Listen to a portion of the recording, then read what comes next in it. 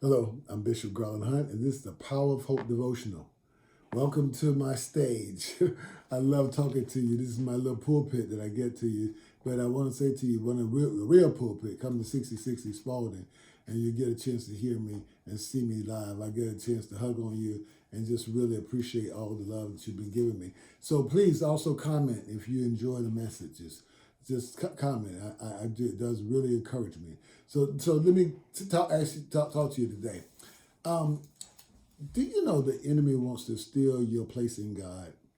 The enemy wants to steal your place in God. He wants to steal your position. And you have to fight for your position. There's a certain fight to maintain your spiritual position in God. Every man has a spiritual position because God's giving him a certain space that he has authority. He has a certain space that he has jurisdiction. So in that authority, God allows your gifting to come forth. So you're gifted in the area where you are given this God-given space or area or grace area. Your space is your grace area. And so I want to tell you that the enemy is out to steal, kill, and destroy. He's doing everything he can to prevent you from exercising your gifting. So just like Timothy, he said, don't despise your youth, and don't look down on your gifting because you have the evangelistic gifting by laying on of hands. Understand this, that don't despise your youth, don't despise your age. If you're old, if you're young, God still has given you a certain place of influence.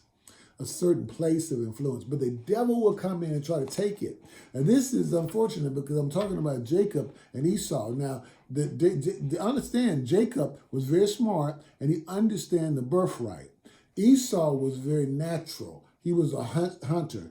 He was out there and he was out there hunting game. So therefore, he came in one day. He was very, very tired, very tired.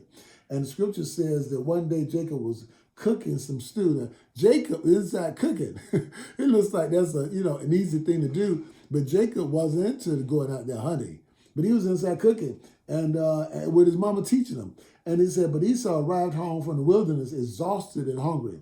And Esau said to Jacob, I'm starved. And he said, listen, hey, bro, you ain't been out here eating, but listen, I mean, working, but I'm ready to eat. I'm hungry. So he said, well, I'm starved. So give me some of that red stew. And so this was how Esau actually got the name Edom, which means red. And all right, Jacob said, but I'm going to give you some, but I want you to trade me your right as a firstborn son. I want you to trade your birthright to me.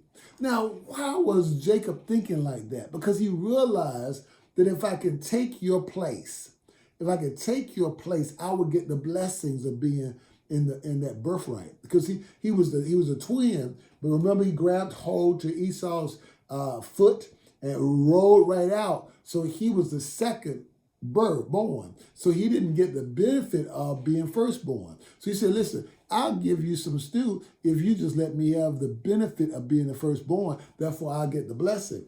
And so Jacob, Jacob said, man, he said, look, I'm dying of salvation. And what good is my birthright to me right now? So Jacob said, but you better swear that your birthright is mine. And Esau swore an oath, therefore selling all his rights as the firstborn to his brother Jacob, because he wanted some stew. He was tempted by the devil to be drawn over to get stew, to something that was going to come and go, something was going to go and flesh out of his system, but it was very, very temporary. Is a temporary satisfaction for something that was an eternal gift. That blessing that came from his father ultimately was going to be an eternal gift from all of all this, even to now, that we are benefiting out of Israel. We're benefiting out of Jacob's birthright. But he would not have gotten it if he didn't offer to Esau. The devil will offer you things that you desire. And when you desire these things, he will draw this to you, and the devil will try to tempt you with it so that you will lose your place in God. You'll lose your blessing in God. You'll lose your favor in God. He'll do everything he can to get it. I'm telling you, don't let that happen. Don't sell your birthright for some stew. This is Bishop Garland Hunt. This is the Power of Hope Devotional. I'll talk to you next time.